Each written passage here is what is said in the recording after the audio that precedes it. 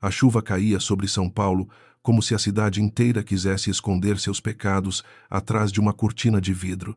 Luciana Carvalho estava de pé no corredor principal da mansão Almeida, segurando uma xícara de chá que já havia esfriado entre seus dedos finos.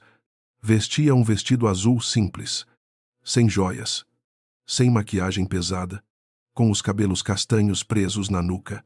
Aos olhos dos empregados, parecia apenas a esposa, muda do homem mais poderoso do setor imobiliário. Uma mulher educada demais para reclamar e silenciosa demais para ser temida.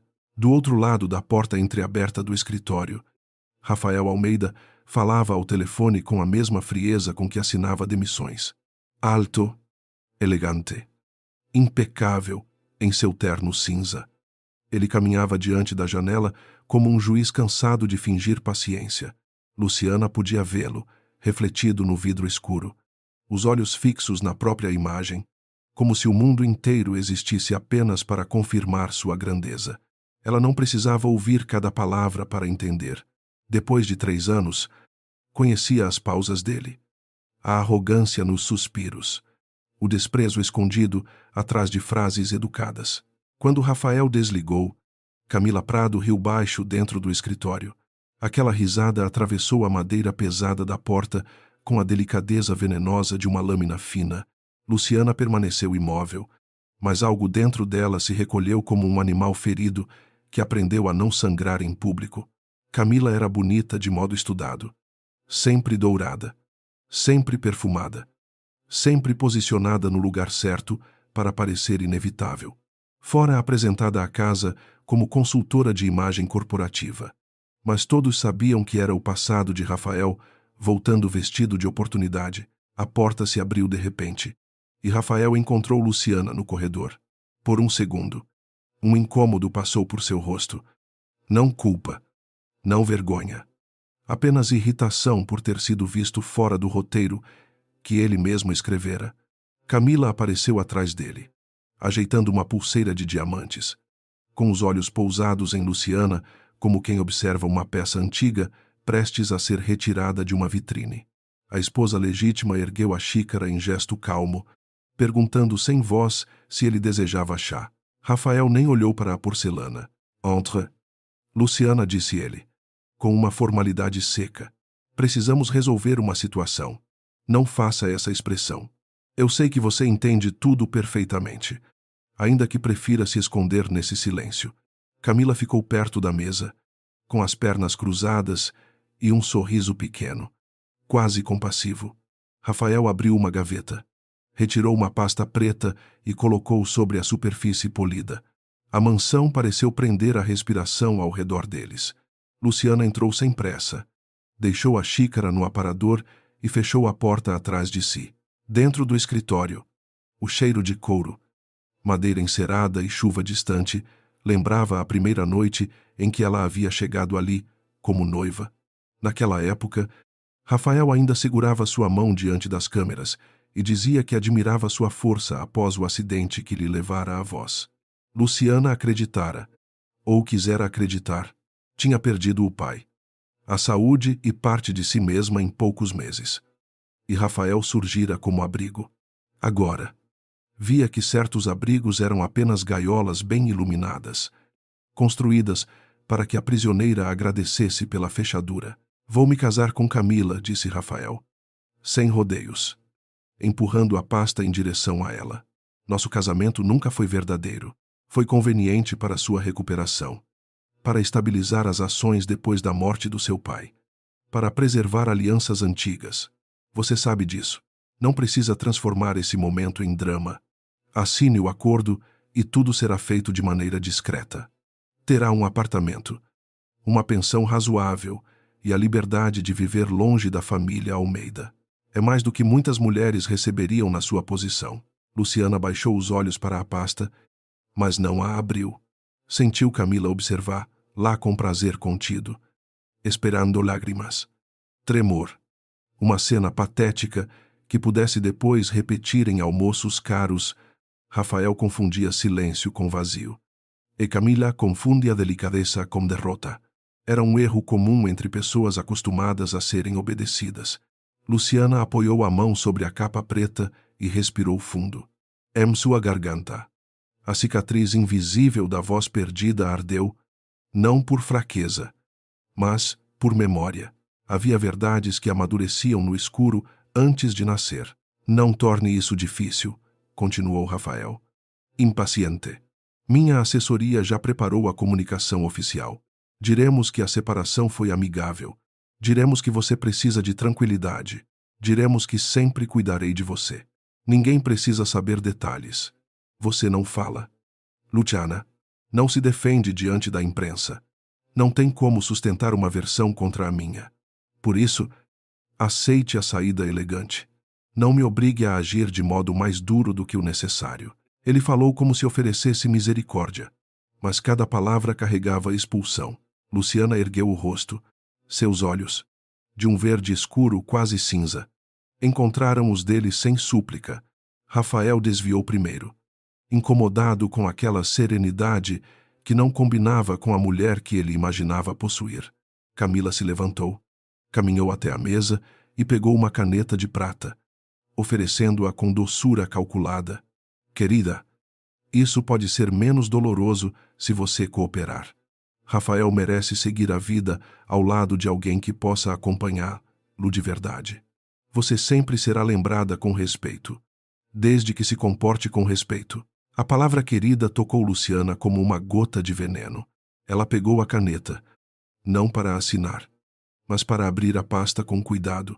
Leu as primeiras páginas em silêncio absoluto. O acordo transferia sua participação minoritária na Almeida Holdings para um fundo administrado por Rafael, renunciava a qualquer direito sobre bens adquiridos durante o casamento. Incluía cláusulas de confidencialidade tão agressivas que até seus gestos poderiam ser interpretados como violação.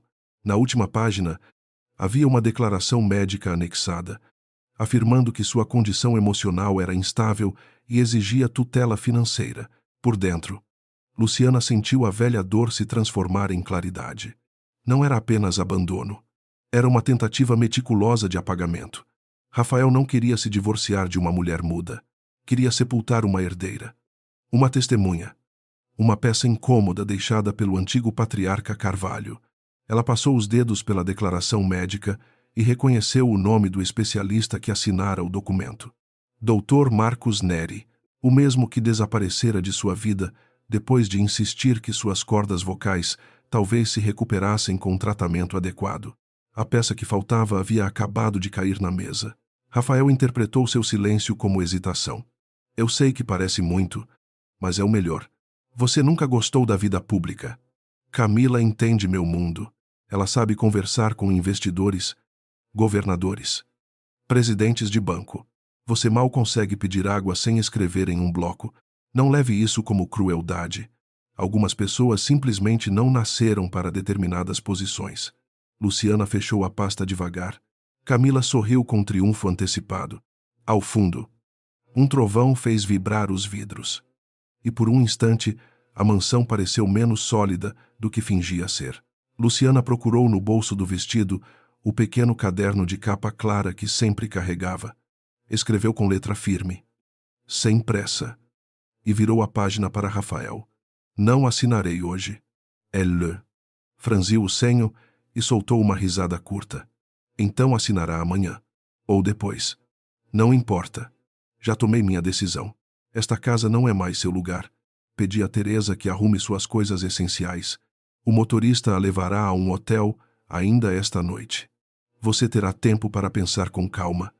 Longe daqui, a governanta entrou minutos depois. Sem conseguir encarar Luciana. Teresa trabalhava para os Almeida havia 20 anos. Mas fora uma das poucas pessoas a tratar a esposa muda com humanidade. Seus olhos estavam vermelhos quando anunciou que a mala estava pronta no quarto. Luciana tocou de leve o braço da mulher, agradecendo sem palavras. Rafael observou o gesto com aborrecimento. Para ele, até a compaixão dos empregados era uma espécie de desobediência. Camila, ao contrário, parecia saborear cada segundo, como se a expulsão fosse uma cerimônia íntima de coroação. No quarto principal, Luciana encontrou suas roupas escolhidas sem cuidado sobre a cama. vestidos caros comprados por estilistas de Rafael, sapatos desconfortáveis, lenços que ela nunca usara. Nada daquilo importava. Abriu a gaveta inferior do criado e retirou uma caixa de madeira que todos julgavam conter lembranças inúteis do pai. Dentro dela havia pendrives, cópias de contratos, cartões de visita, fotografias antigas e um celular simples protegido por senha. Havia também uma aliança masculina quebrada.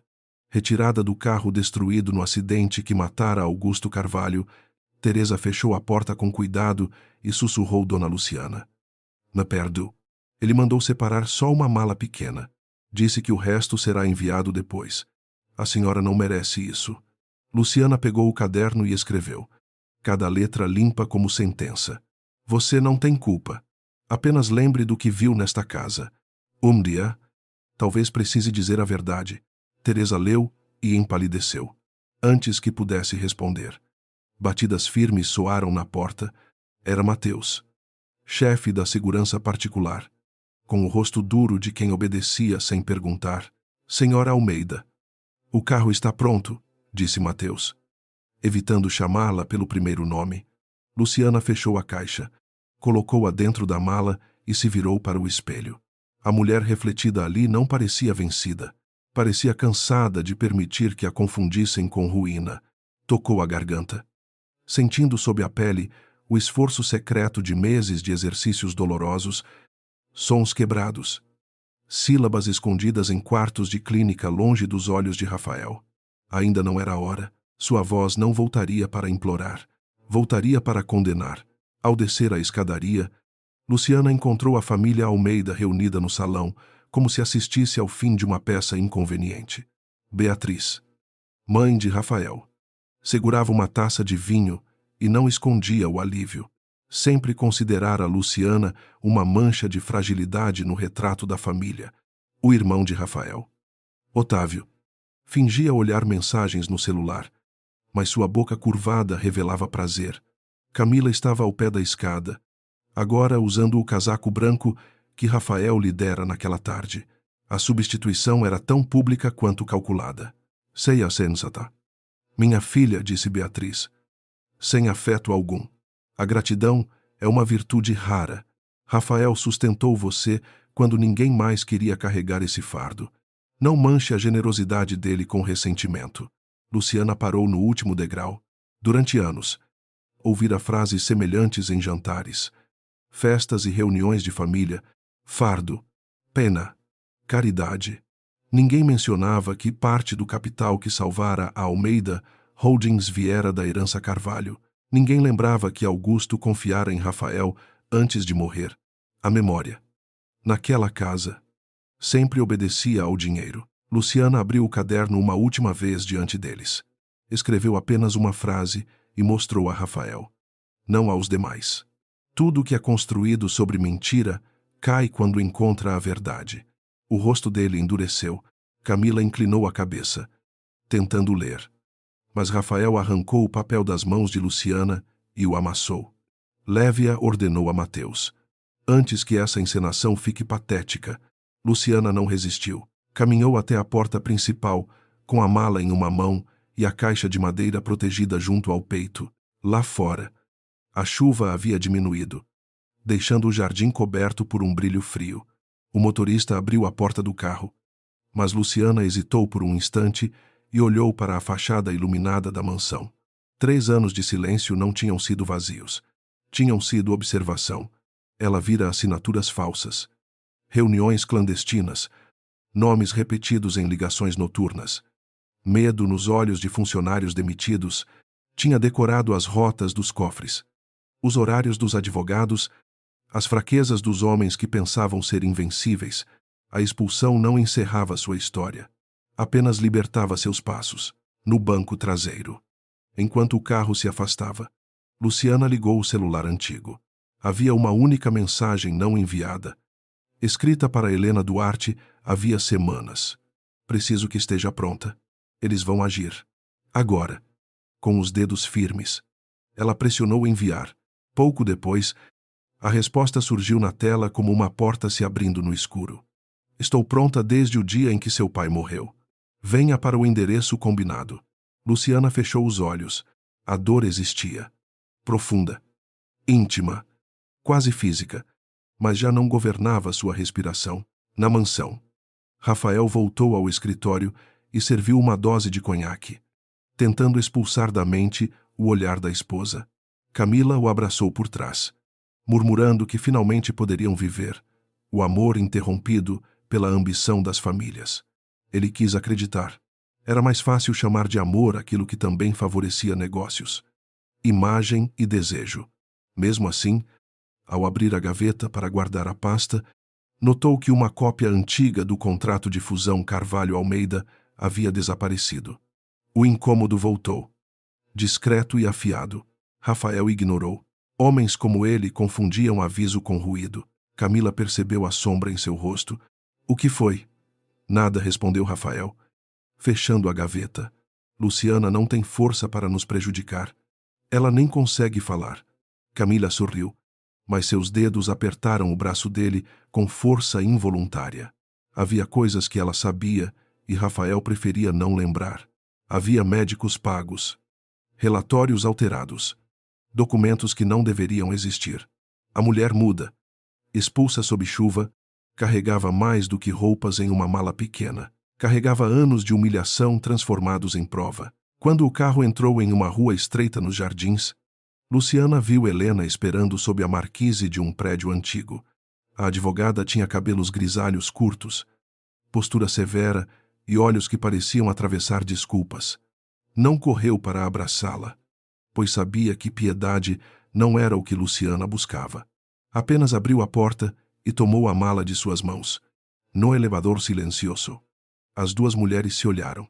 Helena perguntou com voz baixa se Rafael apresentara o acordo. Luciana assentiu e entregou a pasta preta, como quem entrega uma arma carregada. No apartamento, sobre uma mesa coberta de arquivos, mapas societários e recortes de jornal, Luciana finalmente tirou da caixa o pendrive vermelho. Helena o reconheceu e empalideceu. Augusto me disse que, se algo acontecesse, você saberia encontrar o caminho, mas eu não sabia se sua memória tinha resistido ao acidente. Luciana abriu o caderno. Depois parou. Sua mão foi à garganta. Por meses.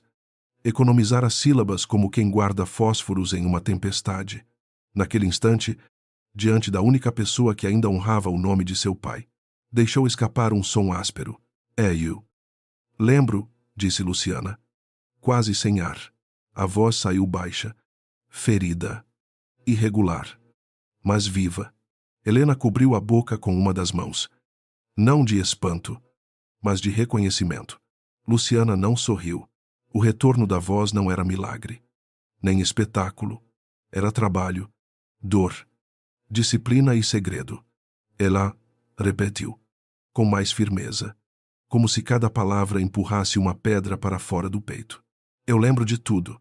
Rafael me expulsou achando que eu continuaria muda. No casamento dele, todos ouvirão o que ele tentou enterrar. A cidade seguia brilhando além da janela, indiferente aos dramas escondidos atrás de fachadas ricas. Luciana ficou de pé diante da mesa de Helena. Os documentos de sua queda espalhados ao redor, como peças de um tabuleiro que enfim revelava sua forma. O amor que um dia sentira por Rafael não desapareceu de uma vez. Ele se despedaçou devagar, até restar apenas uma verdade dura e limpa. Ela não queria apenas vingança. Queria devolver nome aos mortos, voz aos silenciados e consequência aos homens que compravam absolvição. O apartamento de Helena Duarte parecia pequeno demais para guardar tantos fantasmas. As paredes estavam cobertas por estantes antigas, pastas etiquetadas e fotografias de processos que haviam mudado destinos de famílias inteiras. Luciana sentou-se junto à mesa central, ainda com o vestido azul úmido nas mangas, enquanto a advogada examinava o acordo de divórcio com uma calma que escondia indignação. Cada cláusula revelava uma violência elegante, dessas que homens ricos chamavam de procedimento. Helena não interrompeu a leitura, mas seus olhos endureceram quando encontrou a declaração médica anexada. Eles não querem apenas que você saia da casa, disse Helena, colocando os óculos sobre a mesa. Querem que você perca o controle sobre tudo que ainda pertence ao nome Carvalho. A tutela financeira é a chave. Se você assinasse isso, Rafael poderia administrar sua participação, bloquear sua contestação pública e dizer que qualquer acusação sua nasceu de instabilidade emocional. Luciana ouviu sem surpresa. Havia aprendido que a crueldade de Rafael quase sempre vinha vestida de eficiência. Ela abriu o caderno e escreveu, com firmeza, que lhe esperava pressa, vergonha e medo. Helena leu a frase e assentiu. Então daremos a ele exatamente o contrário. Daremos tempo, silêncio e método. Não o silêncio que ele imagina controlar, mas o silêncio de uma investigação bem conduzida.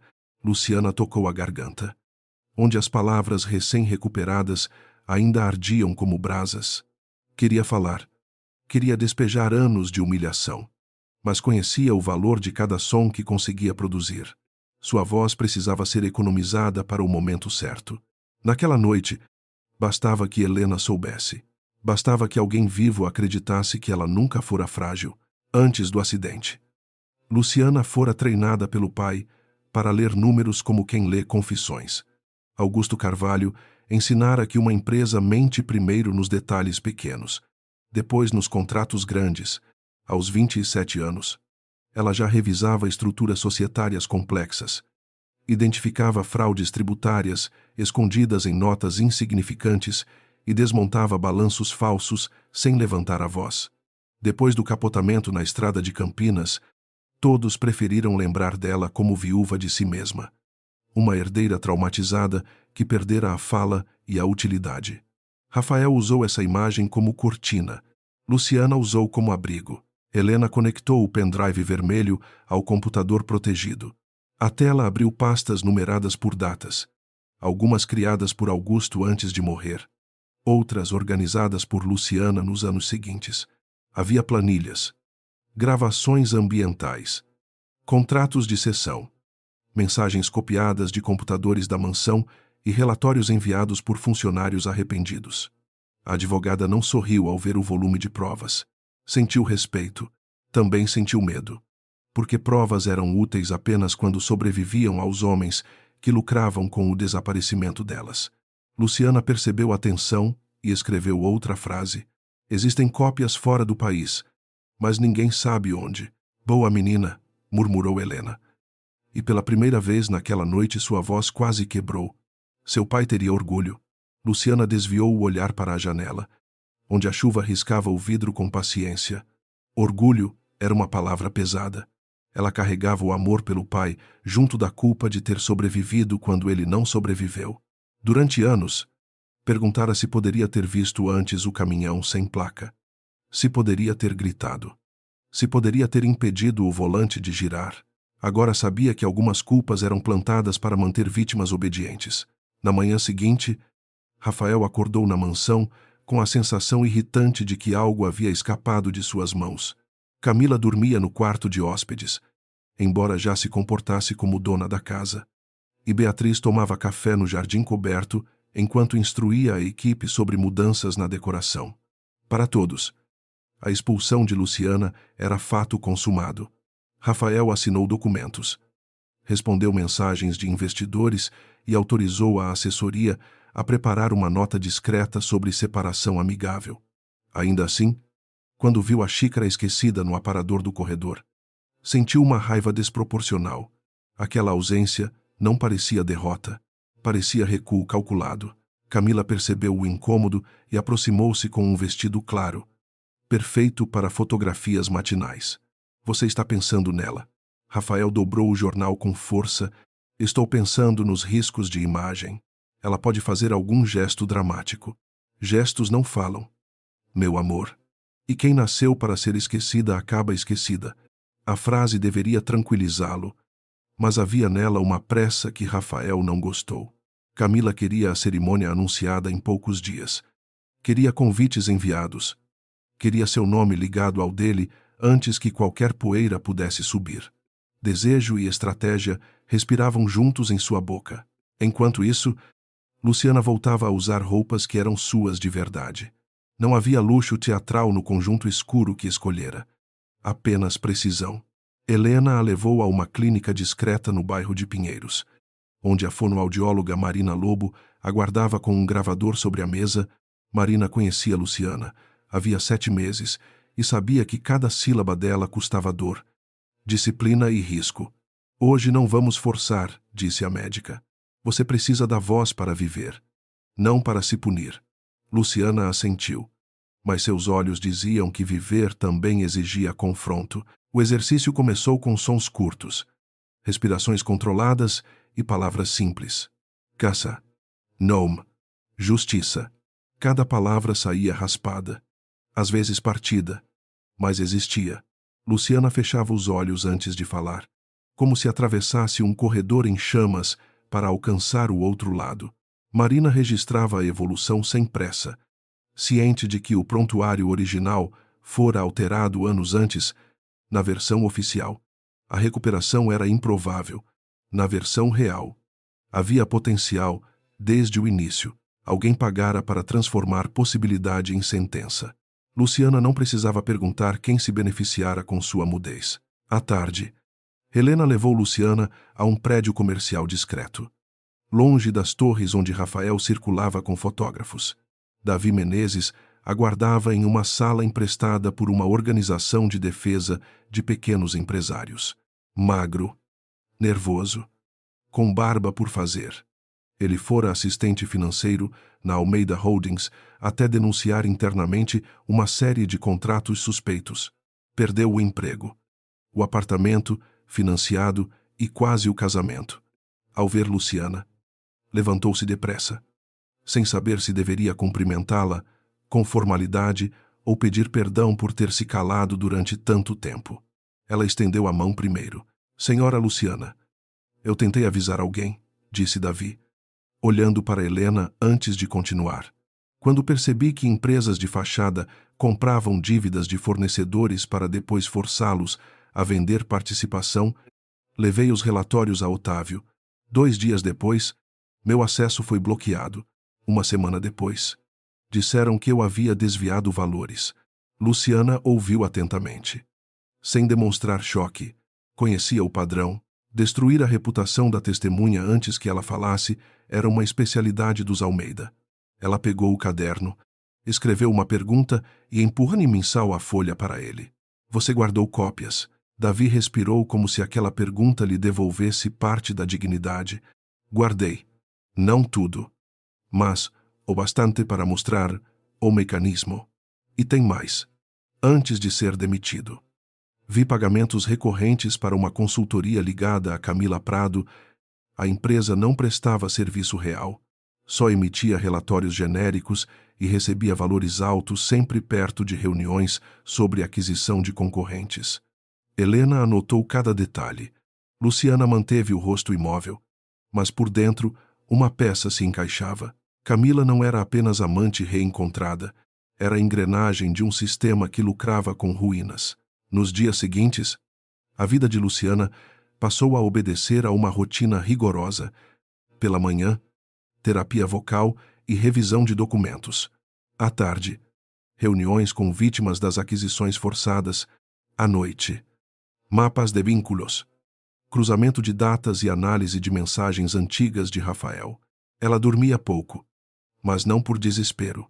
Havia uma energia austera em seu cansaço, uma espécie de lucidez que nasce quando a dor deixa de pedir explicações e começa a exigir consequência. Helena observava em silêncio.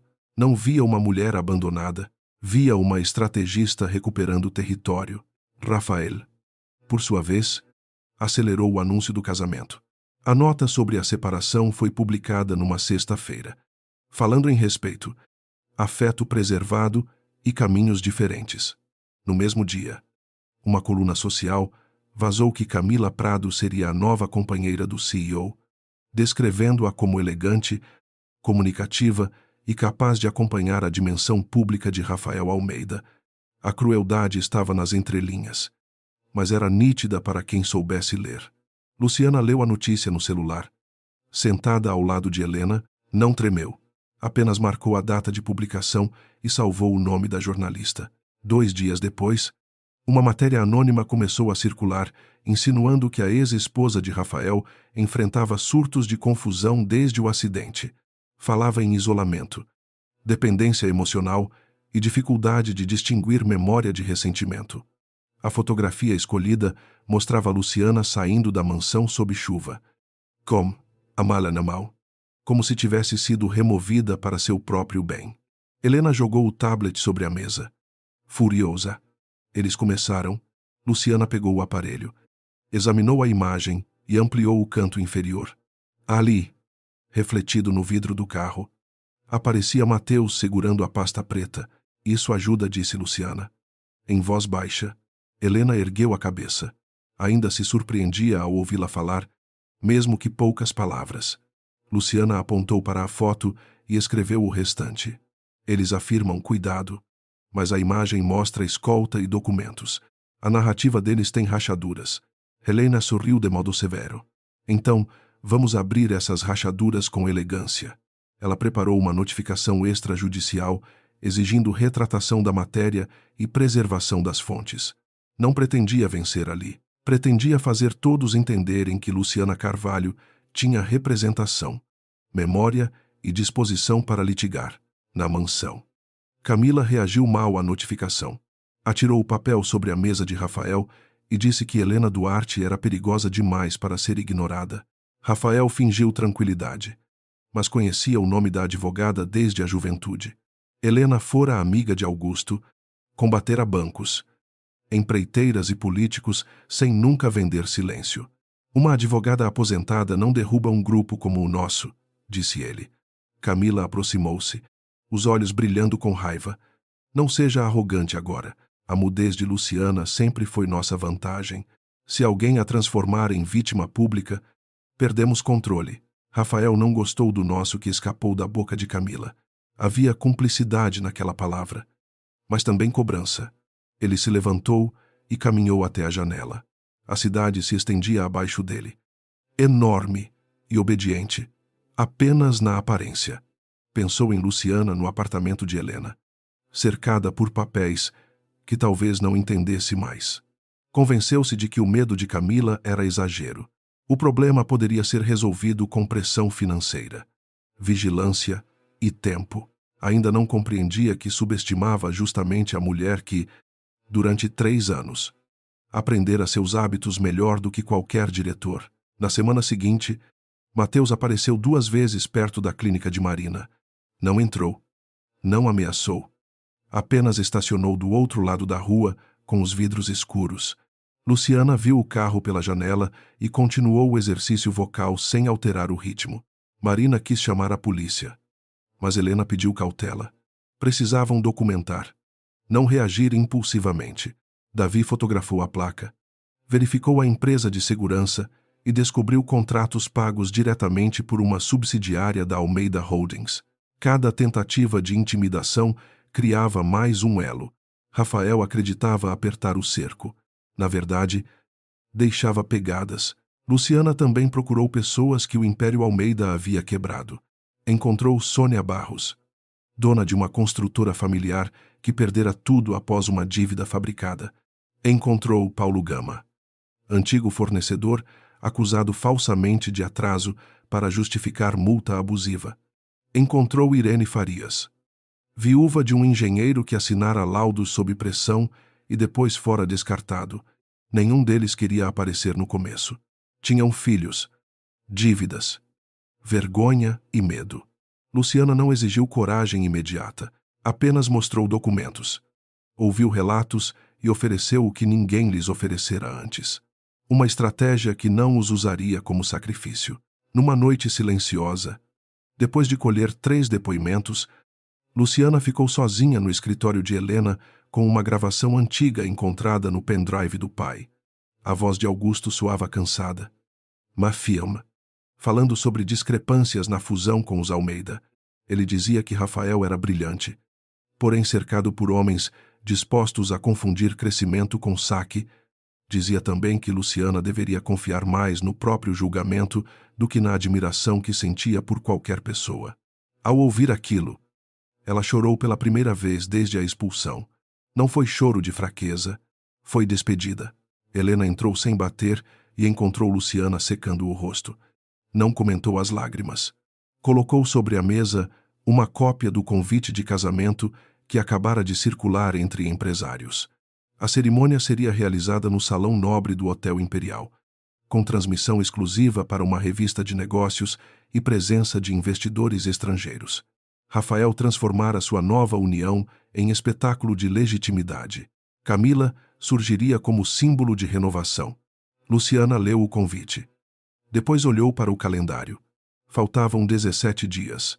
Tempo suficiente para preparar uma queda que parecesse, aos olhos de todos, inevitável. Você quer impedir o casamento antes? Perguntou Helena. Luciana balançou a cabeça. Sua voz saiu baixa, mas inteira o bastante para não precisar do caderno. Não. Quero que todos estejam lá. Helena sustentou seu olhar, compreendendo a dureza daquela escolha. Não era vaidade, nem gosto por escândalo. Era cálculo moral. Os mesmos rostos que haviam aplaudido Rafael, os mesmos investidores que ignoraram fornecedores destruídos, os mesmos colunistas que chamaram Luciana de incapaz, precisavam ouvir a verdade sem filtros. A justiça, às vezes, precisava de plateia para impedir a compra do esquecimento. Enquanto a data se aproximava, Rafael tornou-se mais impaciente. Repreendia diretores por falhas pequenas. Revisava pessoalmente a lista de convidados e exigia que a assessoria removesse qualquer referência a Luciana dos materiais institucionais. Camila fingia cuidar apenas das flores, do vestido e das entrevistas, mas pressionava o setor jurídico por novas procurações. Queria que Rafael assinasse a transferência de ativos antes da cerimônia, usando a união como justificativa para reorganizar patrimônio. Ele começou a sentir o peso de sua própria pressa, mas orgulho era uma droga silenciosa. Quanto mais alertas recebia, mais precisava provar que dominava tudo. Na véspera de uma reunião decisiva, Davi chegou ao apartamento de Helena com um envelope pardo escondido sob o casaco. Suava, apesar do frio. Recebi isso de uma antiga colega do arquivo morto. Ela não quer se envolver. Disse que vão destruir caixas na sexta-feira. Dentro do envelope havia cópias de contratos paralelos, recibos de pagamento a consultores e uma lista de códigos usada para identificar empresas de fachada no meio dos papéis. Luciana encontrou uma sequência que conhecia desde antes do acidente. Era a mesma sigla anotada na agenda de seu pai na semana em que morreu. Sua mão congelou sobre a mesa. Helena percebeu, mas não perguntou demais. A investigação acabara de se aproximar de uma ferida ainda mais funda. Uma que pertencia ao acidente e não apenas ao divórcio. Luciana fechou os olhos, respirou até controlar o tremor e separou os documentos em duas pilhas, uma para a fraude financeira, outra para o passado que ainda precisava ser escavado. Primeiro, Rafael, disse ela, com esforço. Depois, a estrada. Helena assentiu. Era prudente. Se tentassem abraçar todos os crimes de uma vez, dariam aos inimigos espaço para confundir tudo. Naquela noite, Luciana escreveu uma mensagem para Teresa, a governanta da mansão. Não pediu traição. Não pediu risco desnecessário. Apenas perguntou se alguma caixa de documentos antigos fora retirada do quarto de Rafael. A resposta chegou quase uma hora depois. Sim. Camila mandou levar arquivos para o depósito de segurança. Mateus acompanhou. Luciana agradeceu e apagou a conversa do telefone principal. Em seguida, entregou a informação a Helena, que já preparava pedido judicial de preservação de provas. O tabuleiro começava a se mover. Peças pequenas, quando posicionadas com precisão, derrubavam torres. Rafael acreditava que o poder era velocidade, impacto e domínio público. Luciana sabia que o poder verdadeiro podia ser lento. Crescia nos registros, nas contradições, nas mãos de gente subestimada. Crescia na memória de empregados, nas notas fiscais esquecidas, no medo de cúmplices menores que começavam a imaginar a prisão. Pela primeira vez em 3 anos, ela sentiu que sua vida não estava sendo narrada por outros. Cada gesto silencioso, que antes interpretavam como submissão, era agora parte de um idioma que Rafael nunca se dera ao trabalho de aprender. Ao amanhecer, Helena encontrou Luciana dormindo sobre os braços cruzados, cercada por documentos coloridos com marcações. A advogada cobriu seus ombros com um casaco e permaneceu alguns segundos observando-a. Viu ali a menina que Augusto trouxera ao escritório anos antes, curiosa e ferozmente atenta. Viu também a mulher que a dor tentara destruir e não conseguira. Quando Luciana despertou, Helena colocou diante dela uma pasta azul. Temos depoimentos, rastros bancários, vínculo com Camila e prova de intimidação. Ainda falta a peça que transforme suspeita em sentença pública.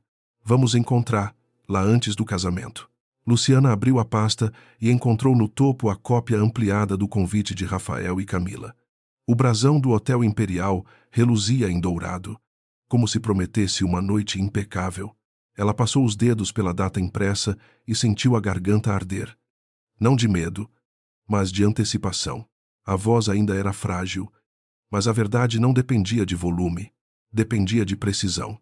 Quando Rafael subisse ao altar, acreditando que havia apagado a antiga esposa, ela estaria pronta para devolver ao mundo tudo o que ele enterrara sob luxo. Mentira e desprezo. A sigla encontrada nos contratos antigos não deixava Luciana em paz. Durante a manhã, enquanto Marina conduzia exercícios de respiração, a mente dela voltava ao caderno de Augusto, à anotação feita 3 dias antes do acidente e ao modo como Rafael evitava falar daquela estrada. A voz saía mais firme quando ela pronunciava palavras comuns, mas vacilava quando tentava dizer o nome do pai. Marina percebeu o tremor e encerrou a sessão antes que a dor virasse punição. Luciana agradeceu com um gesto. Porém, seus olhos já estavam longe da clínica. Helena não gostou quando Luciana pediu acesso completo aos documentos do inquérito encerrado sobre o acidente. A advogada sabia que aquela frente poderia consumir energia, abrir feridas e dar aos Almeida a chance de acusar Luciana de misturar vingança pessoal com investigação financeira. Ainda assim, não disse não. Pegou uma pasta cinza guardada havia anos no fundo do arquivo e colocou sobre a mesa. Ali estavam fotografias da estrada, laudos mecânicos, depoimentos de motoristas, registros de seguro e uma conclusão conveniente. Falha humana causada por chuva intensa e pista escorregadia. Luciana folheou as páginas sem pressa, mas cada imagem parecia atravessar sua pele. O carro destruído, o vidro partido, o casaco de Augusto manchado de barro, a marca irregular deixada por pneus pesados no acostamento. Ela se lembrava do som do metal dobrando, da mão do pai tentando alcançá-la, do silêncio que veio depois como uma parede. Por anos, aceitara fragmentos de memória como quem aceita ruínas. Agora, diante dos relatórios, percebeu que as ruínas tinham sido arrumadas por alguém. Havia limpeza demais em uma tragédia tão suja. Helena apontou para o laudo mecânico. O perito afirmou que não houve colisão com outro veículo. Mas estas marcas indicam aproximação lateral. Na época, eu questionei isso. O delegado encerrou rápido demais. Augusto estava prestes a convocar uma reunião extraordinária para revisar a fusão com Rafael. Depois morreu, e a reunião desapareceu da pauta. Luciana fechou os olhos. Uma parte dela queria odiar Rafael imediatamente por tudo. Outra, mais antiga e dolorosa, ainda buscava uma última dúvida que impedisse a conclusão. A verdade, quando se aproximava, tinha o peso de uma porta de ferro. Na Almeida Holdings, Rafael presidia uma reunião com investidores enquanto fingia não sentir a pressão crescendo nos corredores. Relatórios internos indicavam que alguns fornecedores antigos estavam buscando representação jurídica conjunta. A notificação de Helena Duarte circulava entre diretores como um cheiro de fumaça que ninguém queria mencionar. Rafael falava sobre expansão, liquidez e confiança, usando a voz segura que encantava bancos. Mas quando um conselheiro perguntou se a separação poderia gerar disputa patrimonial, ele respondeu com dureza exagerada: "Minha vida privada não interfere na companhia." Luciana jamais teve atuação operacional relevante. A frase saiu fácil, mas deixou gosto amargo. Rafael lembrou-se de noites distantes em que Luciana, antes do acidente, corrigia números em relatórios que ele mal compreendia.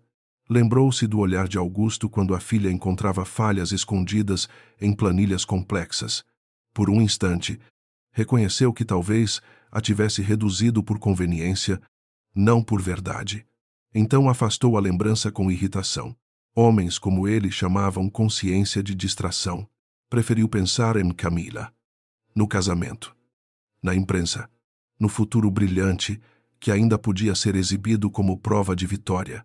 Camila entrou no escritório dele ao fim da tarde, carregando uma pasta branca com fitas douradas. Embora seu rosto não combinasse com preparativos de noiva, fechou a porta e colocou os documentos diante dele. São ajustes patrimoniais. Nada dramático. Apenas proteção antes da cerimônia. Rafael abriu a primeira página e viu transferências de participação para uma administradora ligada a ela. O olhar dele estreitou. Você está com pressa demais. Camila sorriu, mas a delicadeza de sua boca não alcançou os olhos. Estou sendo prudente. Luciana tem Helena. Nós precisamos estar blindados. A palavra blindados irritou Rafael mais do que a proposta. Ele se recostou na cadeira e observou a mulher que durante anos representara o amor perdido, a juventude interrompida, a fantasia de uma vida sem deveres familiares. Camila era bela, inteligente, hábil em ler fraquezas.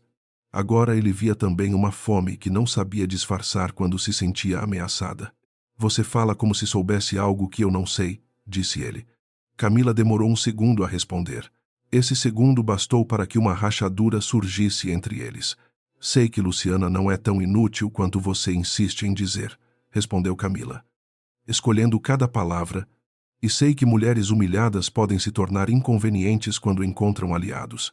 Rafael levantou-se. Você me aconselhou a acelerar o divórcio. Porque era necessário. Necessário para quem Camila tocou a pasta com as pontas dos dedos, recuperando a suavidade. Para nós. Para a empresa. Para o futuro que você prometeu. Não transforme cautela em acusação. Rafael não respondeu. Pela primeira vez.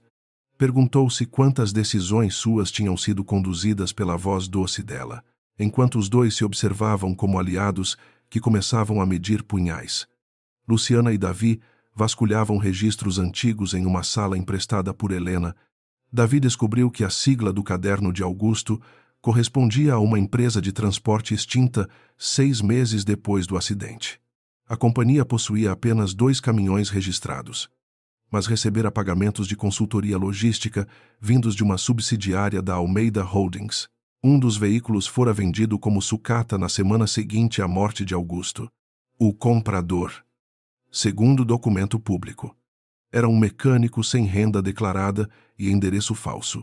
Helena cruzou os dados com antigos processos trabalhistas e encontrou um nome repetido em uma reclamação arquivada. Jonas Villar, motorista contratado sem registro formal, desaparecido da cidade após receber uma indenização incomum. Não havia fotografia recente, apenas uma cópia ruim de documento e um endereço antigo em Santos.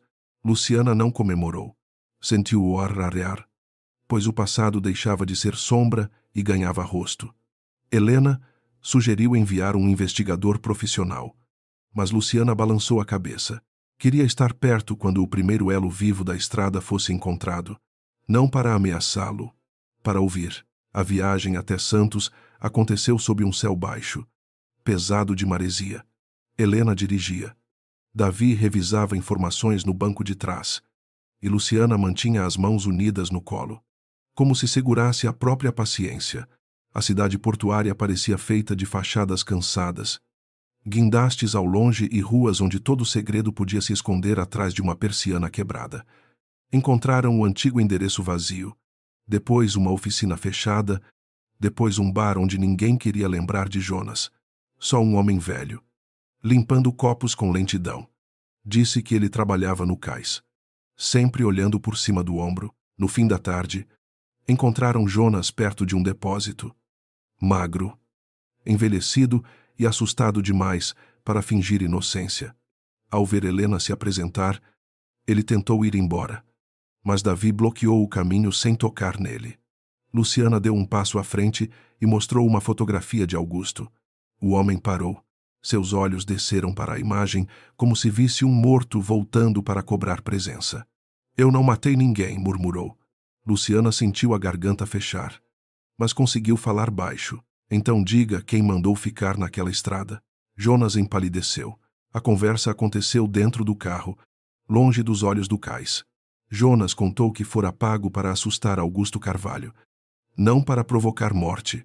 Deveria aproximar o caminhão, forçar o carro a parar no acostamento e entregar um aviso sobre a reunião de fusão. Mas chovia muito. O caminhão derrapou. O carro girou e tudo aconteceu rápido demais. Depois, um homem da segurança apareceu. Recolheu documentos e mandou Jonas desaparecer. O pagamento veio por uma empresa de transporte ligada a consultores da Almeida Holdings. Jonas não conhecia Rafael pessoalmente, mas reconheceu Camila em uma fotografia. Helena gravou o depoimento com autorização escrita, enquanto Luciana permanecia imóvel. Reconhecer Camila era importante. Porém, não bastava. Rafael ainda podia alegar desconhecimento. Jonas mencionou outro nome: Mateus. O chefe de segurança que estivera na mansão na noite da expulsão disse que Mateus coordenara a limpeza da estrada antes da polícia chegar. Aquilo transformava a suspeita em caminho. Luciana olhou para o mar escuro além do vidro e percebeu que a raiva, se deixada solta, poderia destruir a precisão de que precisava. Respirou. Agradeceu a Jonas e prometeu proteção legal. Ele chorou sem fazer barulho. Na volta a São Paulo, ninguém falou por muitos quilômetros. Davi parecia abalado por ter tocado a borda de um crime antigo. Helena mantinha o olhar fixo na pista, mas seus dedos apertavam o volante com força. Luciana fechou os olhos e viu outra vez a mão do pai. O clarão dos faróis. A curva molhada. Não sabia se Rafael ordenara a intimidação, se apenas permitira que homens próximos resolvessem obstáculos, ou se escolhera não perguntar depois. A diferença jurídica importava. A diferença moral, talvez não. O império dele crescera sobre aquela noite. Camila recebeu um telefonema de Mateus pouco antes do jantar de degustação no Hotel Imperial. Estava cercada por flores brancas, taças cintilantes e organizadores ansiosos quando ouviu que Helena Duarte fora a Santos. Seu rosto não mudou, mas a mão que segurava o telefone perdeu cor. Encontre Jonas antes delas usarem. Qualquer coisa, disse, afastando-se dos demais. Mateus respondeu que Jonas já desaparecera de novo. Camila desligou e respirou fundo diante de um espelho. A noiva refletida ainda era perfeita. Por dentro, a velha arquitetura das mentiras começava a ranger. Rafael chegou atrasado ao hotel e encontrou Camila bebendo água como se precisasse apagar fogo. Ela tentou falar de flores, menu e entrevistas, mas ele percebeu a rigidez de seus ombros. O que aconteceu? Perguntou. Camila sorriu. Nada. Apenas cansaço. Você mente melhor quando não está com medo. A frase a feriu mais do que ele esperava. Por um instante, ela o encarou sem ternura, apenas com cálculo. E você enxerga pior quando precisa acreditar que está no controle. Rafael aproximou-se, mas ela se afastou, voltando à mesa dos organizadores com leveza teatral. Nessa mesma noite, Helena obteve autorização judicial para preservar documentos de uma empresa de armazenamento ligada à segurança da Almeida Holdings. A medida ainda era discreta, mas suficiente para impedir destruição imediata de arquivos. Luciana sabia que Rafael seria avisado por alguém dentro do sistema. Isso também fazia parte do plano. Quando homens arrogantes percebem cerco, costumam correr para salvar aquilo que mais os incrimina. Davi posicionou alertas nos registros societários. Helena preparou notificações. E Luciana revisou uma lista de convidados do casamento. Procurava quem precisaria ouvir a verdade pessoalmente. O nome do Dr. Marcos Neri apareceu em uma confirmação de presença para a cerimônia. Luciana encarou a linha por tempo demais. O médico que declarara sua recuperação improvável, o mesmo que agora assinava a avaliação emocional no acordo de divórcio, estaria entre os convidados de Rafael. Helena quis intimá-lo imediatamente, mas Luciana pediu mais um dia. Havia um modo mais limpo de fazê-lo: falar. Marina, a fonoaudióloga, guardava laudos independentes, mostrando evolução vocal e sinais de manipulação no prontuário antigo. Se Nery fosse pressionado por prova técnica, talvez preferisse entregar Camila a ser enterrado com ela. O encontro com Nery aconteceu em uma sala de conciliação vazia, no prédio de Helena. O médico chegou arrogante, acompanhado de um advogado jovem que falava demais. Disse que sua opinião clínica fora mal interpretada, que Luciana sempre demonstrara fragilidade emocional, que Rafael apenas buscava protegê-la. Luciana ouviu tudo sem interromper. Quando Marina colocou sobre a mesa os exames comparativos, gravações de sessões e cópia de prontuário adulterado, o advogado parou de falar. Helena então exibiu a transferência feita para uma conta de Nery por uma consultoria de Camila. O médico envelheceu diante delas. Eu não sabia de tudo, disse Nery. Com a voz, Setsa. Camila me procurou primeiro. Disse que Rafael precisava evitar que Luciana fosse exposta a estresse. Pediu um relatório conservador. Depois pediu outro. Quando percebi, eu já estava preso. Luciana falou com dificuldade, mas cada palavra caiu pesada. Quem pediu para esconder minha recuperação? Nery olhou para a mesa. Camila insistiu. Rafael recebeu cópias. Não sei se leu. Helena anotou a frase exata. A ambiguidade ainda protegia Rafael juridicamente. Mas a moral de sua ignorância começava a morrer. Depois de horas de negociação, Nery aceitou entregar mensagens, comprovantes e uma declaração formal sobre a pressão sofrida. Não por coragem, mas por autopreservação. Luciana não o admirou nem o desprezou naquele momento. Apenas compreendeu como funcionava a engrenagem dos covardes. Raramente eram monstros inteiros. Eram pessoas que cediam uma vez, depois outra, até venderem a consciência por medo de perder a reputação que já tinham destruído. Ao sair do prédio, Luciana respirou o ar frio da noite e sentiu a voz menos ferida. A verdade. Enfim, tinha testemunhas. Rafael soube da movimentação judicial na manhã seguinte. Primeiro veio a ligação de um advogado, depois a mensagem de um diretor. Depois o aviso nervoso de Mateus sobre arquivos bloqueados. Ele chamou Camila à mansão e exigiu explicações. Ela chegou vestida de vermelho escuro, sem perfume doce, sem máscara de noiva apaixonada.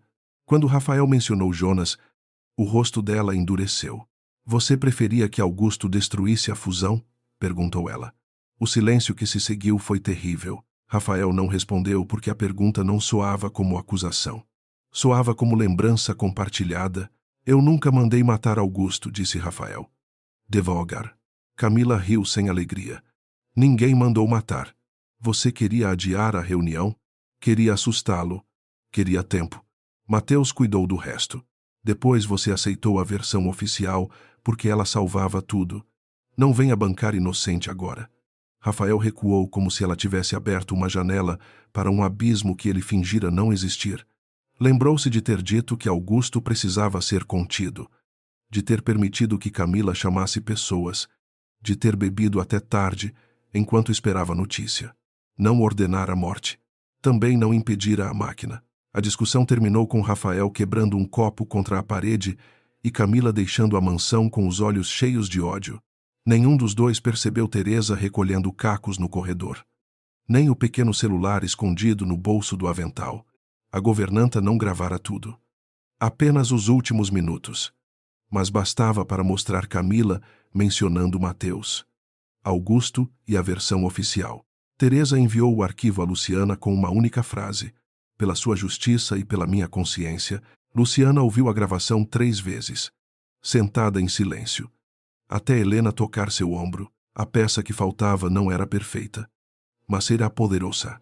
Somada ao depoimento de Jonas, aos pagamentos a Nery, aos contratos de fachada e à tentativa de tutela, criava uma narrativa difícil de desmentir. Ainda assim, Luciana recusou divulgar imediatamente. Rafael e Camila precisavam continuar acreditando que tinham chance de controlar a cerimônia. Precisavam subir ao altar diante de câmeras, acionistas e cúmplices. Helena temia o risco, mas entendeu. Luciana não queria apenas provar crimes. Queria destruir a autoridade simbólica que permitira a eles chamar mentira de proteção e roubo de gestão. Na véspera do casamento, Luciana abriu a caixa de madeira do pai e retirou um pequeno broche de prata em forma de folha. Augusto dizia que a folha parecia frágil, mas sabia sobreviver ao vento porque se dobrava sem esquecer a árvore.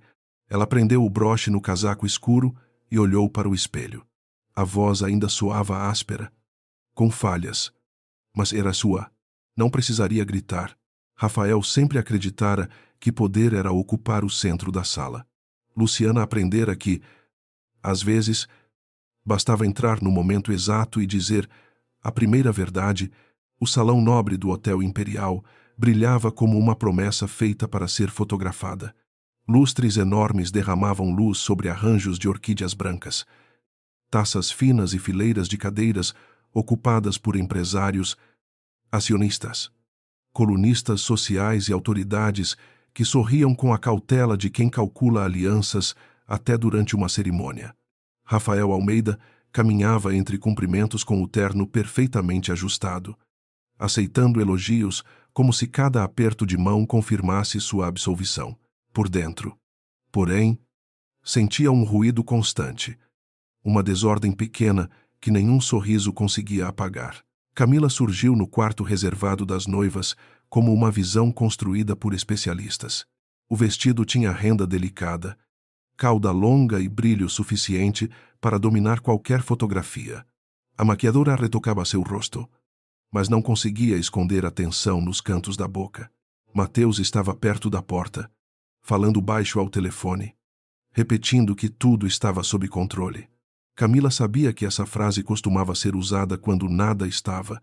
Desde a conversa gravada na mansão, ela sentia que o chão elegante do mundo Almeida podia se abrir antes do fim da noite.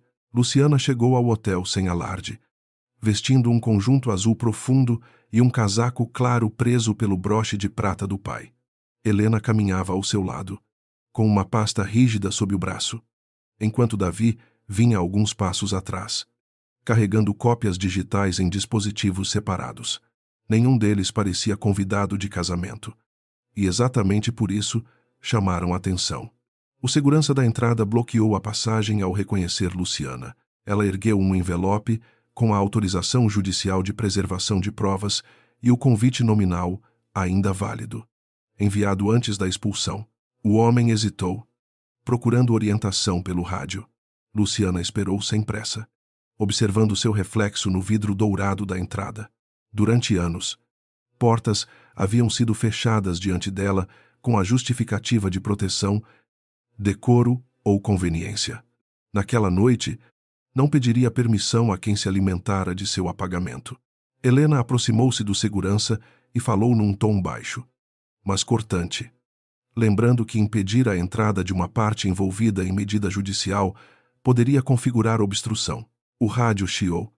Uma voz insegura respondeu, e o caminho se abriu como uma ferida discreta. No salão, a chegada de Luciana provocou primeiro silêncio, depois murmúrios.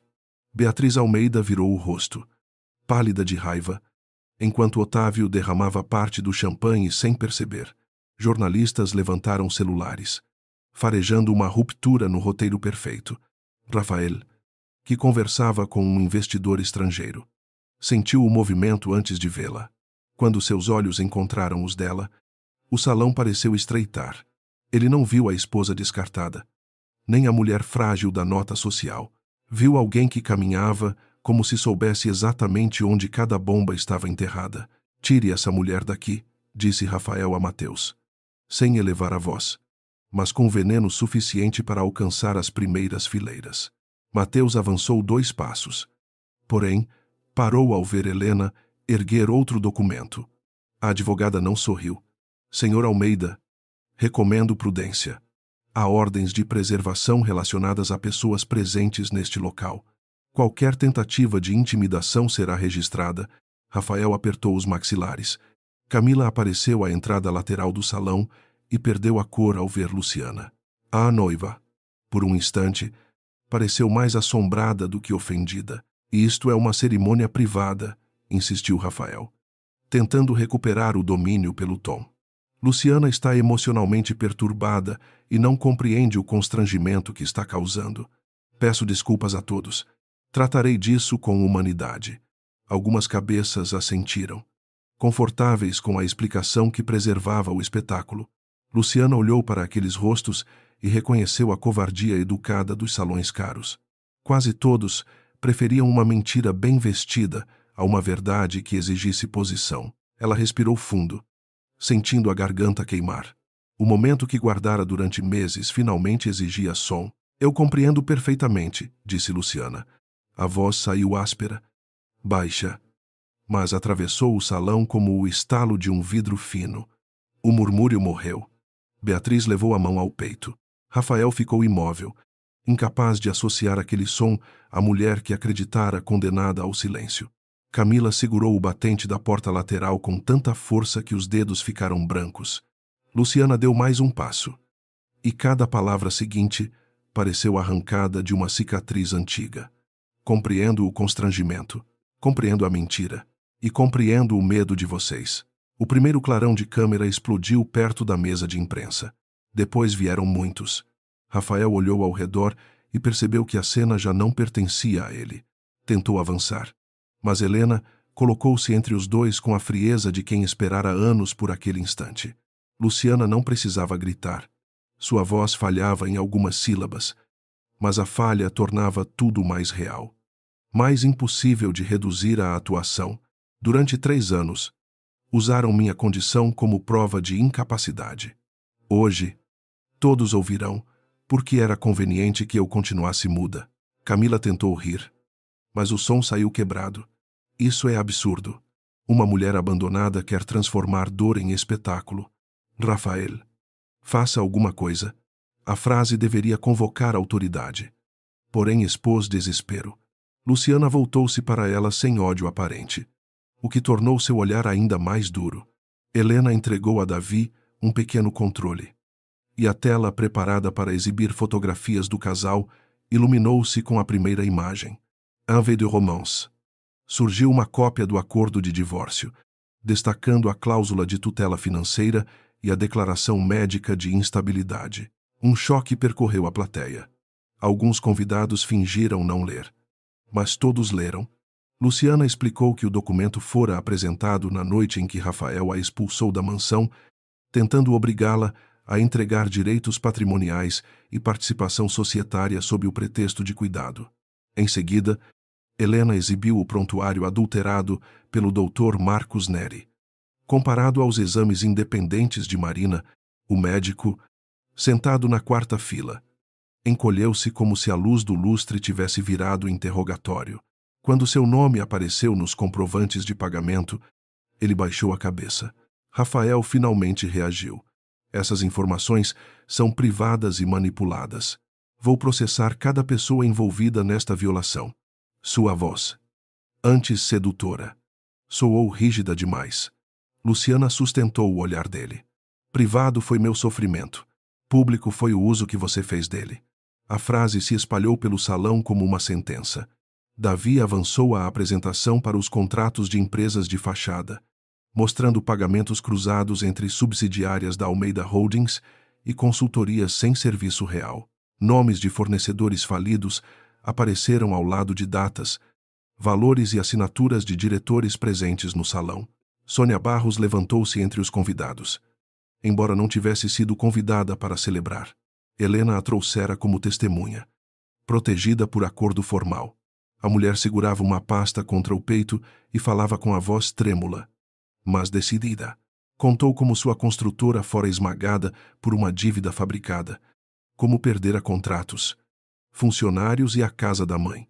Outros 2 empresários se levantaram em seguida. O casamento deixava de ser evento social e virava inventário de ruínas. A imagem de Rafael como gênio corporativo começava a aparecer outro nome para predador. Camila recuou para perto de Mateus, sussurrando que ele precisava desligar a tela. Mateus olhou para as portas, para os jornalistas, para os policiais discretos chamados por Helena, e compreendeu que obedecer agora o transformaria em culpado diante de todos. Essa hesitação foi sua primeira traição visível. Camila percebeu e o amaldiçoou em voz baixa. Rafael também percebeu, e um lampejo de pânico passou por seus olhos. Durante anos, seus subordinados se moveram antes que ele precisasse pedir. Agora, diante de câmeras, ninguém queria tocar no desastre. A tela mostrou o depoimento gravado de Jonas Vilar. O homem aparecia sentado numa sala simples, declarando que fora pago para assustar Augusto Carvalho na estrada, não para matar, e que Mateus coordenara a retirada de documentos após o acidente. O salão inteiro prendeu a respiração. Luciana fechou os dedos ao redor do broche do pai, mantendo-se de pé, apesar da dor que subia pela garganta. Não chorou. Não podia permitir que transformassem justiça em cena sentimental. Quando o vídeo mencionou Camila como intermediária, a noiva gritou que era mentira. Mentira é uma palavra que você usou bem até hoje, respondeu Luciana. Com dificuldade, mas sem hesitar. Helena então reproduziu o áudio gravado por Teresa, no qual Camila lembrava Rafael de que ele queria adiar a reunião de Augusto, assustá-lo e ganhar tempo. A voz de Camila preencheu o salão. Fria, familiar, impossível de negar. Rafael ficou branco. A gravação não provava uma ordem direta de morte, mas destruía a narrativa de inocência. Mostrava conhecimento, conveniência, ocultação. Mostrava que a tragédia da estrada fora administrada como problema corporativo. Beatriz tentou levantar-se, talvez para atacar Luciana, talvez para salvar o filho. Mas Otávio a segurou pelo braço. Pela primeira vez, a matriarca Almeida parecia velha, não pela idade, e sim pela ruína súbita da certeza de impunidade. Um acionista majoritário deixou a cadeira e saiu falando ao telefone. Depois outro. Um representante de banco exigiu cópias dos documentos.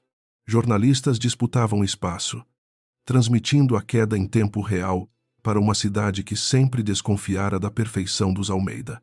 Mas nunca tivera provas suficientes para dizer em voz alta. Rafael caminhou até Luciana, como se ainda pudesse recuperar a cena pela proximidade. Você não entende o que está fazendo. A empresa tem milhares de funcionários. Um escândalo desses destrói famílias.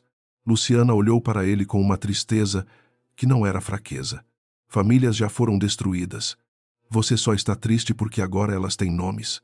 Rafael estremeceu. A mulher diante dele não pedia desculpa por sobreviver. Não buscava retorno, nem reconhecimento amoroso. Isso o feriu mais do que qualquer acusação, porque revelava que ele havia perdido até o poder de ser centro da dor dela. Camila, cercada pelo colapso, tentou uma última manobra. Avançou para os jornalistas e disse que Rafael conduzira tudo, que ela fora manipulada por promessas, que documentos eram apresentados sem contexto. A máscara de noiva apaixonada desapareceu, substituída por autopreservação feroz. Rafael virou-se para ela com incredulidade. Você está me entregando, Camila riu, quase histérica. Você me entregaria primeiro. Luciana observou os dois se despedaçarem sem tocar neles.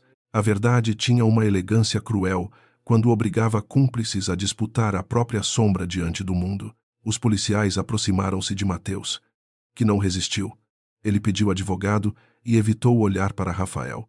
Dr. Neri foi retirado discretamente para prestar esclarecimentos, acompanhado de seu defensor, enquanto convidados abriam caminho como se o contato físico com a culpa pudesse manchar roupas caras. Helena entregou às autoridades cópias das provas principais e reforçou que versões completas já estavam preservadas em servidores independentes. Essa informação paralisou qualquer impulso de destruição. Pela primeira vez naquela noite, Rafael compreendeu que não havia cofre, ameaça ou assinatura capaz de devolver o silêncio ao lugar antigo. Luciana voltou-se para a plateia, e o esforço final lhe custou quase toda a voz disponível. Não vim impedir um casamento por ciúme. Vim impedir que a mentira recebesse flores. Música e aplauso. Meu pai morreu tentando proteger uma empresa de se tornar instrumento de saque. Pessoas perderam casas, trabalho e nome, porque homens poderosos chamaram violência de estratégia. Eu fui expulsa como incapaz porque minha voz era inconveniente. Hoje, ela é suficiente. Quando terminou, o salão permaneceu imóvel por alguns segundos, como se ninguém soubesse como respirar depois da verdade. A primeira pessoa a se mover foi Teresa, que surgira discretamente entre os funcionários do hotel. Ela caminhou até Luciana e segurou sua mão com respeito, não com pena. Depois Sônia Barros se aproximou. Davi também. A pequena formação ao redor de Luciana contrastava com o isolamento crescente de Rafael, cercado por advogados que já calculavam distância. Camila foi conduzida a uma sala lateral, ainda protestando, mas sua voz já não comandava narrativa alguma. O vestido branco arrastava pelo chão como uma bandeira rendida, pesada de vaidade e lama invisível. Rafael ficou sozinho diante do altar decorado. As flores brancas pareciam zombar dele, puras demais para o ar contaminado do salão. Olhou para Luciana e, por um instante, talvez tenha procurado a esposa silenciosa que costumava deixar no canto das fotografias. Não a encontrou. Encontrou uma mulher que ele nunca quis conhecer, porque conhecer-la exigiria admitir que poder não era inteligência, que domínio não era amor e que proteção podia ser apenas outro nome para cárcere. E ele abriu a boca, mas nenhuma palavra útil saiu. A mudez. Agora. Era dele. Luciana sentiu a exaustão chegar como uma onda fria. Helena percebeu e ofereceu o braço, mas não a conduziu para fora antes que ela decidisse. Era importante que a saída também lhe pertencesse. Luciana olhou uma última vez para a tela, onde o nome de Augusto Carvalho ainda aparecia sobre os documentos, e tocou o broche no casaco. Não havia triunfo completo em expor uma tragédia. Havia justiça começando, imperfeita, tardia, mas viva. Depois virou-se e caminhou pelo corredor central, enquanto câmeras registravam não uma mulher abandonada, mas uma testemunha, enfim, ouvida. Do lado de fora do hotel, a noite paulistana continuava barulhenta, cheia de faróis, buzinas e chuva fina. Luciana parou sob a marquise, respirando com cuidado para não ferir mais a garganta. Helena informou que o conselho convocaria reunião emergencial antes do amanhecer, que bancos suspenderiam linhas de crédito e que a polícia pediria busca em endereços ligados a Camila e Mateus. Luciana assentiu. Sabia que a queda pública era apenas o começo. Rafael ainda lutaria. Camila ainda mentiria. E os cúmplices tentariam salvar pedaços do império. Mesmo assim, algo dentro dela havia mudado para sempre. Não era apenas ter falado diante de todos, era ter descoberto que sua voz não precisava ser perfeita para ser legítima, nem suave para ser digna, nem constante para ser acreditada.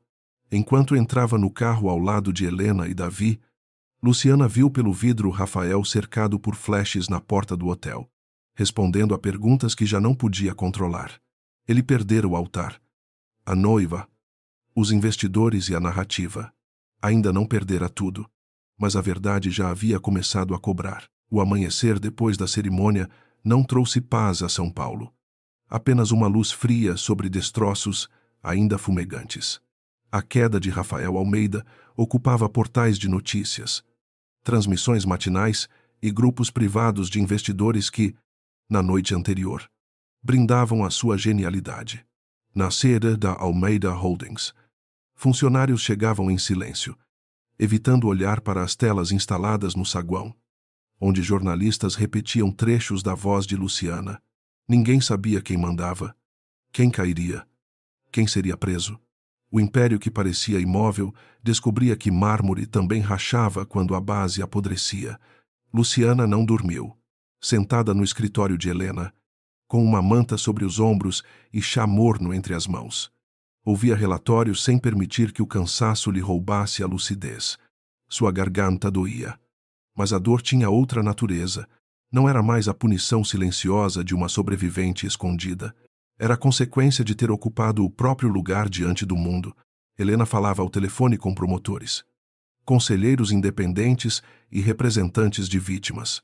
Davi organizava documentos por prioridade. Todos pareciam exaustos, mas ninguém parecia arrependido. Rafael passou a noite em uma sala reservada do hotel, cercado por advogados que antes o chamavam pelo primeiro nome e agora mediam cada frase como quem negocia distância de um incêndio. Camila fora levada para depor, ainda usando parte do vestido de noiva sob um casaco emprestado. E Mateus começara a falar antes mesmo de amanhecer.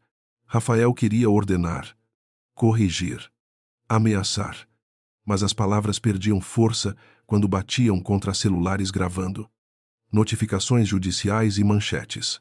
Pela primeira vez, sua voz não bastava para transformar conveniência em verdade. Às 9 horas, o conselho convocou reunião emergencial na sede da empresa. Luciana entrou pela porta principal acompanhada de Helena, Davi e 2 auditores independentes indicados pelo tribunal. O saguão que um dia a recebera como esposa decorativa agora se abriu em silêncio respeitoso e desconfortável. Alguns funcionários baixaram os olhos. Outros a observaram com esperança cautelosa. Ela reconheceu medo em muitos rostos. Não queria trocar uma tirania por outra. O desafio real começava ali. Não no espetáculo da queda, mas na difícil reconstrução depois do aplauso e do escândalo. Na sala do conselho, Rafael já estava sentado, sem gravata, com olheiras profundas e a arrogância reduzida a um hábito sem combustível. Beatriz permanecia ao lado dele, rígida, como uma estátua prestes a quebrar. Otávio evitava qualquer contato visual, ocupado demais em revisar mensagens de seus próprios advogados. Quando Luciana entrou, Rafael se levantou por instinto, talvez para desafiá-la, talvez por um resíduo tardio de reconhecimento. Ela não se apressou. Sentou-se diante dele, colocou sobre a mesa o broche de Augusto e esperou que o presidente interino abrisse a sessão. A decisão veio rápida. Rafael foi afastado de todas as funções executivas durante a investigação. Suas procurações foram suspensas, e ativos ligados a ele, Camila e empresas associadas, ficaram bloqueados. Otávio tentou alegar desconhecimento, mas Davi apresentou registros de acesso a contratos irregulares com sua assinatura digital. Beatriz acusou Luciana de destruir o legado Almeida por ressentimento conjugal. Luciana ouviu até o fim. Depois respondeu com a voz baixa e ferida. Legado não é o que uma família diz sobre si mesma. É o que sobra quando seus atos são examinados. A frase encerrou qualquer tentativa de transformar crime em drama doméstico. O Conselho aprovou a nomeação temporária de uma comissão de reestruturação, com Luciana como representante dos interesses Carvalho e supervisora de reparação aos prejudicados. Rafael riu sem humor quando ouviu isso. Você acha que sabe comandar uma companhia deste tamanho porque decorou alguns documentos? Luciana olhou para ele. E por um instante viu o homem por quem um dia tentara sentir confiança. Restava pouco dele. Eu sei ler o que você escondeu. Para começar, isso é suficiente. Nos dias seguintes, a Almeida Holdings deixou de fingir normalidade. Equipes externas ocuparam salas de arquivo. Servidores foram copiados. Contratos foram suspensos. Diretores pediram licença e assessores que antes protegiam Rafael começaram a entregar e-mails em troca de acordos. Camila tentou sustentar a versão de que fora manipulada por Rafael, mas as mensagens recuperadas de sua consultoria revelaram negociações com Neri, pagamentos a empresas de fachada e instruções diretas a Mateus, sua beleza calculada, tão eficiente diante de câmeras sociais. Não encontrou o mesmo poder diante de datas, valores e assinaturas. Luciana compareceu aos depoimentos apenas quando necessário. Não queria fazer de cada derrota de Camila uma refeição para sua dor. Ainda assim, quando as duas se cruzaram no corredor do fórum, o passado pareceu prender o ar. Camila estava sem maquiagem, com o cabelo preso de qualquer modo, mas seus olhos continuavam cheios de veneno. Você acha que venceu porque falou em público? Rafael vai se salvar? Homens como ele sempre se salvam. Luciana respondeu sem elevar a voz. Talvez, mas desta vez, ele terá que se salvar sem usar meu silêncio. Camila desviou o olhar primeiro. Aquilo valeu mais do que uma confissão. Luciana compreendeu, nesse instante, que a mulher diante dela nunca amara Rafael, como dizia. Amara a porta que ele abria, o sobrenome que emprestava, o palco que oferecia. Rafael fizera o mesmo. ainda que com palavras mais nobres. Dois ambiciosos haviam confundido desejo com destino e pisado sobre mortos. Funcionários, pequenos empresários e uma esposa descartada. A punição jurídica seguiria seu caminho. Mas a ruína íntima já estava completa. Camila perdera o espelho onde fingia inocência. Rafael procurou Luciana uma semana depois, por meio de seus advogados, pedindo uma conversa privada. Helena desaconselhou. Davi se irritou. Marina lembrou que a voz dela ainda precisava repouso. Luciana ouviu todos e decidiu encontrá-lo mesmo assim, mas em uma sala com vidro, câmeras e ata formal. Não faria nada escondido com o homem que prosperara nas sombras. Rafael chegou mais magro, com barba por fazer e um terno que já não parecia armadura. Ao vê-la, tentou sorrir. O gesto morreu antes de nascer. Não havia intimidade suficiente para sustentá-lo. Eu não sabia que chegaria tão longe, disse ele. Depois de longo silêncio, Luciana apoiou as mãos sobre a mesa.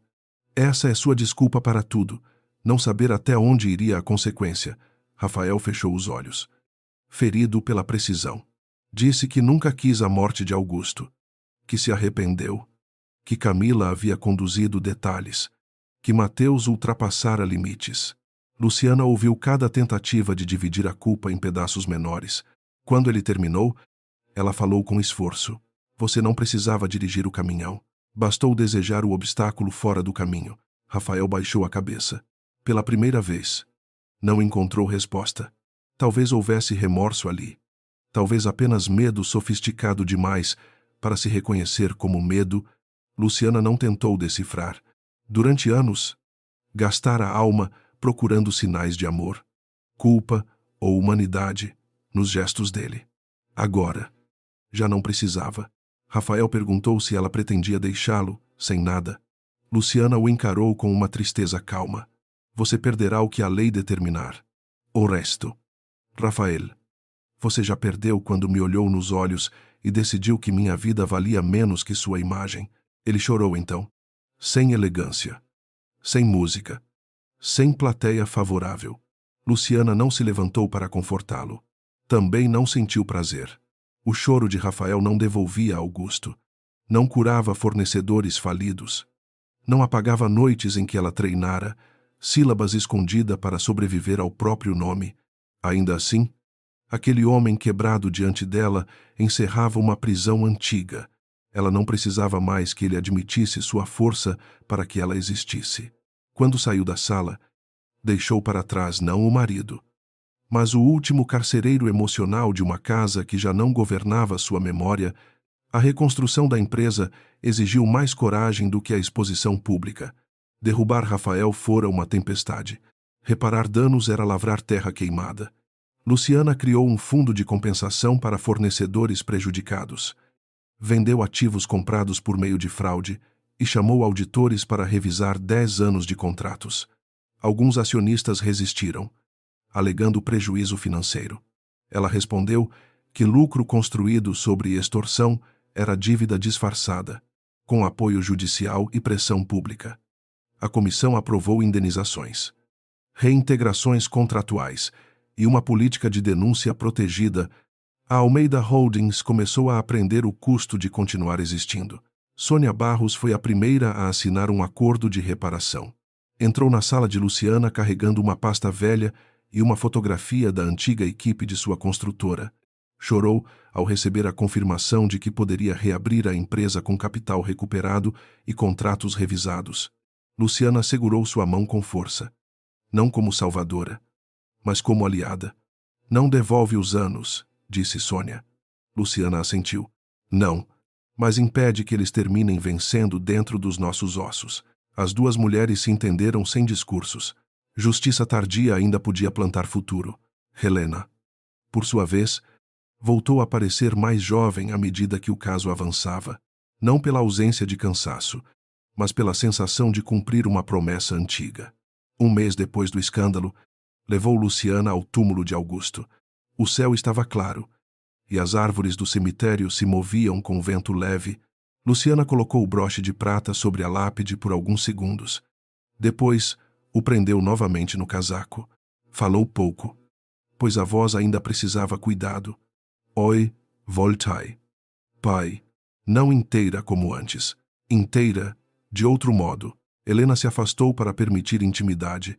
Luciana permaneceu ali, sentindo que a saudade já não vinha apenas com culpa. Durante muito tempo, acreditara que sobreviver era uma espécie de dívida impossível de pagar. Agora compreendia que viver com verdade era a única forma de honrar quem fora arrancado dela. Augusto não precisava de uma filha congelada na tragédia. Precisava que sua coragem continuasse respirando. Luciana deixou flores simples, sem luxo, e saiu do cemitério sem olhar para trás. O passado seguia com ela, mas não mais como corrente.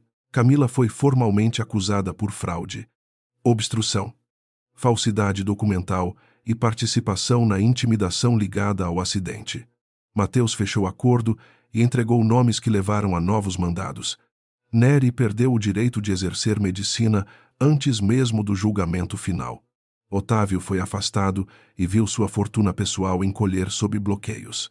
Beatriz tentou sustentar a dignidade em entrevistas, mas sua versão de família injustiçada naufragou diante das provas.